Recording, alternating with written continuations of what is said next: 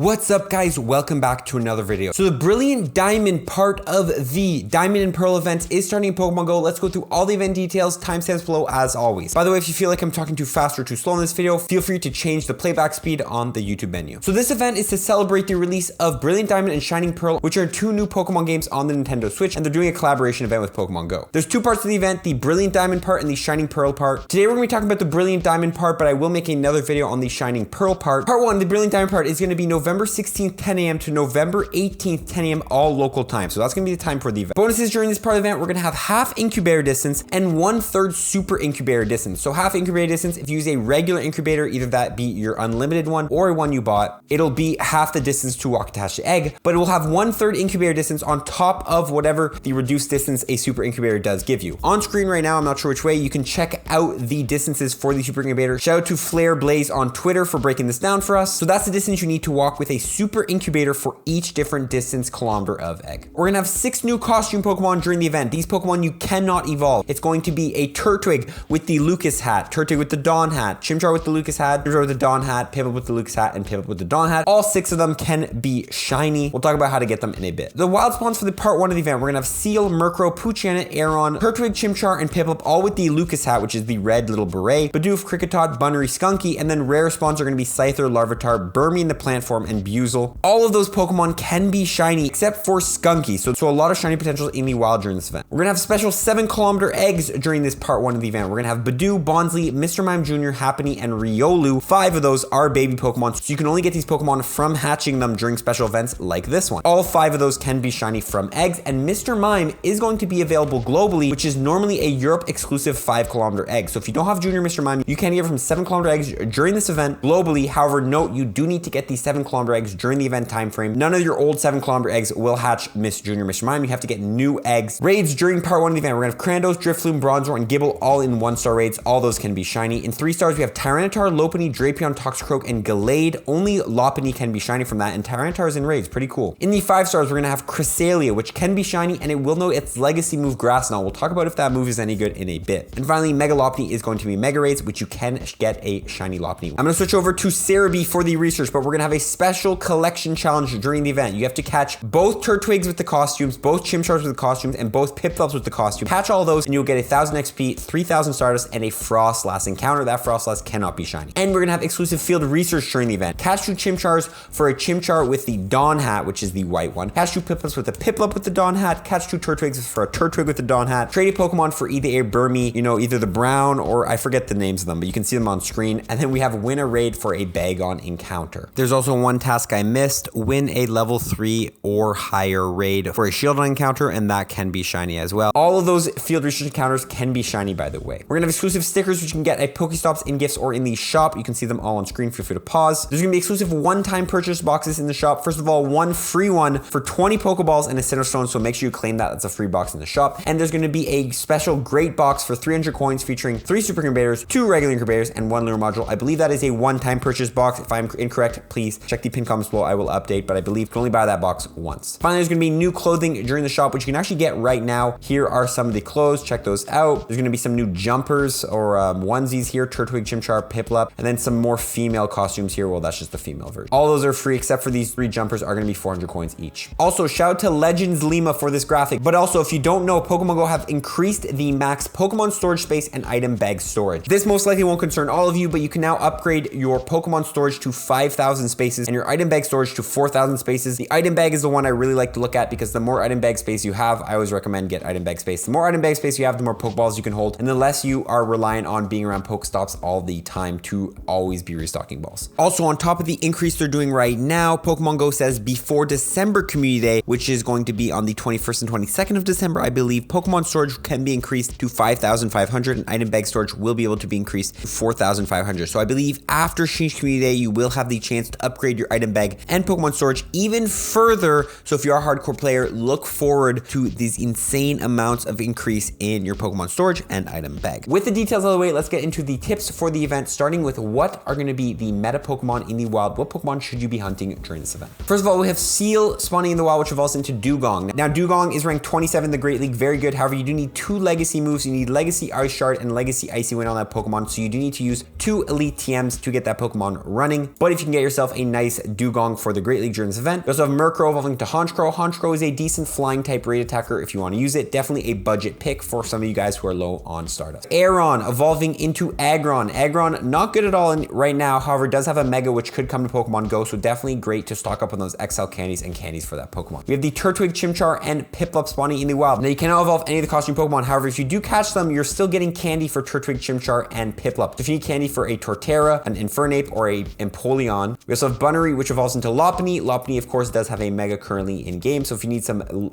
extra Bunnery candies to power up your Lopunny or whatever. And we have Skunky evolving into Skuntank. Skuntank is a decent Ultra League Pokemon, ranked 90. However, with the poison buffs, it's gotten really good in special Great League Cup metas, so definitely grab yourself one if you want a little spicier pick for PvP. Also, rare wild spawns. Scyther is going to be a perma boosted shiny, so that's a 1 in 64 chance of getting a shiny Scyther. So if you are hunting that, definitely a Pokemon to catch. But also, Scyther into Caesar does have a Mega, which could come to Pokemon Go in the future, so definitely start prepping for that. We have Larvitar evolving to Tyranitar. Now, Tyranitar is a good dark and rock type raid attacker. To be a rock type raid attacker, it does need Legacy Fast Move Smackdown, so you might have to use an Elite TM or wait for a special event where you can get that move. Shadow Form is even better, so you can use those candies for Larvitars. Shadow Tyranitars if you have them. Or on top of that, Tyranitar does have a Mega potential, which could come to Pokemon Go in the future. It's going to be one of the best dark and rock type raid attackers. If you're looking for Shadow Larvitar, by the way, to get Shadow Tyranitar, you want to look for the grunt that says "Let's rock and roll." Now, one more wild spawn I want to point out is going to be Skunky again, because Skunky can actually disguise itself as Ditto. So if you're looking for shiny Ditto, catch Skunkies in the wild, because you could get a shiny Ditto or a regular Ditto if you're looking for that by catching Skunkies in the wild, or Stunkies. Also, there's going to be a Spotlight Hour for Turtwig, Chimchar, and Piplup the next 3 upcoming Tuesdays, 6 to 7 p.m. local time. I don't believe those Spotlight Hours are going to have the costumes, so if you want to catch yourself Turtwigs, Chimchars, or Piplups that you can actually evolve into their final forms, play during the Spotlight Hours. I do not believe they're going to have their costumes. I will correct myself if I'm wrong in the comments below, but tomorrow, for example, is going to be the Turtwig Spotlight Hour, so definitely play those Spotlight Hours if you want to catch the non-costume version of these Pokemon so you can evolve them. With that, let's move on to the raids and what raids are worth doing during this event. As far as the 1-stars goes, we have Cranidos. Cranidos into Rampardos is one of the best DPS rock type raid attackers, very strong, so you can use passives on those if you want to grind them. However, there was a recent event where it was spawning pretty commonly. Drifloon also evolves into Drifblim. You probably already have a lot of these from the Halloween event that recently happened, but Drifblim is good in the Great League and the Ultra League. And finally, we have Gibble. Gibble did have a community day, so if you missed the Gibble community day, some of you guys are probably going ham on Gibble. Me, myself, I won't be, and I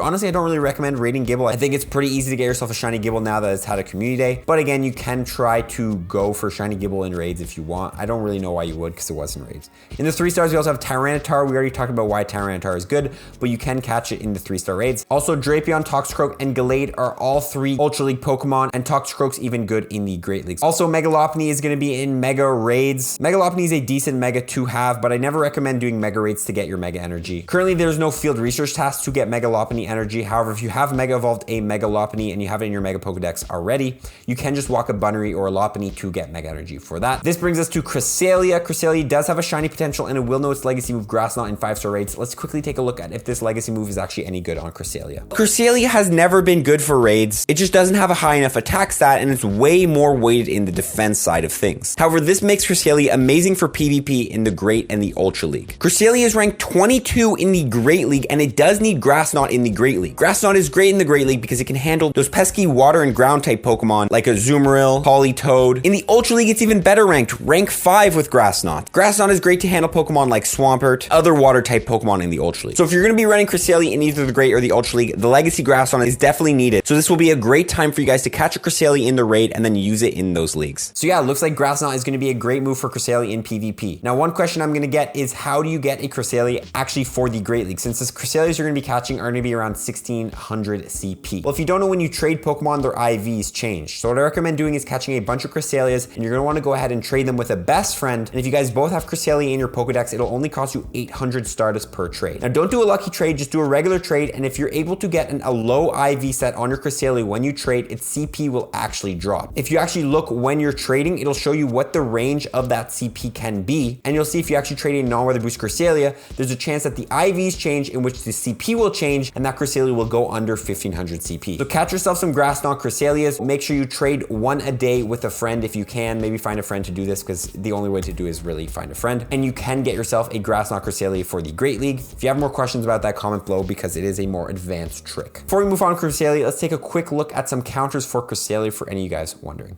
It will have a shiny potential. It will have the legacy move Grass Knot, and its 100% IV is going to be 1633 non-weather boosted and 2041 weather boosted. Cresselia is a psychic type, making it weak to Dark, Bug, and Ghost. Let's go through the top counters. As far as Megas go, Mega Gengar in the number 1 slot, Mega Houndoom in the number 2 slot, and Mega Absol in the number 4 slot, Mega Gyarados in the number 10 slot, and Mega Beedrill in the number 13 slot. As far as Shadows go, Shadow Weavile in the number 3 slot with Dark moves, Shadow Mewtwo with Shadow Ball in the number 5 slot, Shadow Tyranitar in the number 7 slot, Shadow Houndoom in the number 8 slot, Shadow Honchkrow in the number 11 slot, and Shadow Banette in the number 14 slot. Now, as far as regular counters go, Chandelure in the number 6 slot, Darkrai in the number 9 slot, Hoopa in the number 12 slot, interesting, Giratina Origin in the number 17 slot, regular Gengar in the number 19 slot, Yveltal in the number 21 slot, regular Weavile in the number 22 slot, regular Mewtwo with Shadow Ball in the number 24 slot. Cresselia is a very hard raid boss. It can be trioed, however, it's very, very tough. You need top counters. I recommend minimum like 6 to 7 trainers to take down Cresselia, but if you're not using the top counters, you're going to be struggling against Cresselia. So make sure you go in with big lobbies with good counters. Cresselia is not an easy raid boss, guys. Remember, please, 6 to 7 trainers and use proper counters. I've seen so many people wasting raid passes from Cresselia. If you are struggling to take down Cresselia, since I know some of these raid lobbies, people will be failing, wasting raid passes, all that, try to get them from Go Battle League. If you don't know if you're ranked 20 in Go Battle League, you have a chance of getting the current legendary Pokemon, in which it can be shiny, from your reward encounter. So make sure you win 3 out of the 5 battles for your sets each day when you battle, and there's a chance you get Cresselias in case you're struggling to actually raid it. Now let's talk about eggs. Now eggs are actually the same for the 2 parts of the event, but we're gonna have Badoo, Bonsly, Junior Mime, Happiny, and Riolu. Are these eggs worth it? People are gonna be asking. Now my take on eggs is usually it's a loot box, right? You're never guaranteed to get what you want. You could spend $100 and get not a single Junior Mime, but I think this is not a terrible egg pool. Having 5 different baby Pokemon and all with shiny potentials, baby Pokemon are pretty rare and people do want them since you can only hatch these Pokemon, making them a lot more exclusive. So I actually wouldn't really say that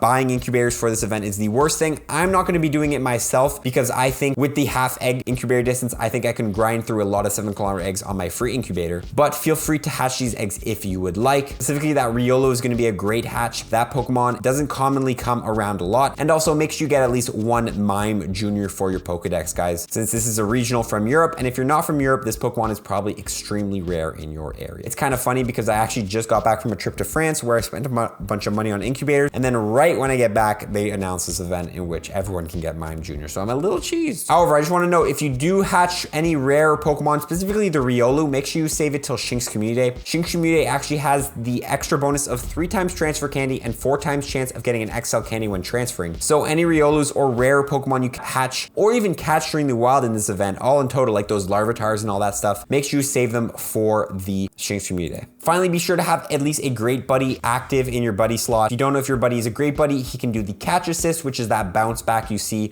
when you miss a throw, your buddy can bounce it back and give you like a second chance. It happens randomly. And also, if you do want to grind out a lot of Stardust and catches in the event, use the quick catch technique. If you don't know, it allows you to skip the catching animation. I will link a short 1-minute video up here explaining how to do that if you don't know how to do that. That's pretty much all the tips for the event. Before I end this video, I just want to give you guys an update on Shinx Community since Pokemon Go did update the blog post. Not only do we have the 3 times transfer candy and the 4 times chance of getting XL candy while transferring, but also we're going to be able to get up to 3 free raid passes from gyms during the event and up to 2 hours after the event. So during the 7 hours of the event, you will be able to spin a gym and get one of those local free raid passes, up to 3 of them. So you're going to be able to do 3 free raids during that day. So definitely a very good bonus, except if you don't have gyms near you, you're kind of screwed since these passes don't count as remote passes. Also, trades made during the event and 2 hours after the event will require 25% less Stardust. If you're doing regular trades, which are normally 100 Stardust, it won't really make a difference. But if you are doing any special trades, very expensive trades, and you can save yourself a lot of Stardust, unfortunately, you won't be able to do more than 1 special trade during this event. So it's, you know, kind of sad, but that's just something to note if you're going to be doing a lot of trading during this event. I'll make a video on tips for Shinx Community coming out later this week, so stay tuned for that. With that being said though, that is pretty much the video and all the tips. Stay tuned for a tips video for part 2 of the event, the Shining Pearl part of the event, which we will talk about what are the best tips, tricks, and things to get after during that part of the event. I really appreciate y'all watching this video, guys. Comment below if you're going to be grinding this event, what do you think about this event, because honestly for me it's a little stale, and we're going to see y'all in the next one. Follow for more tips, baby.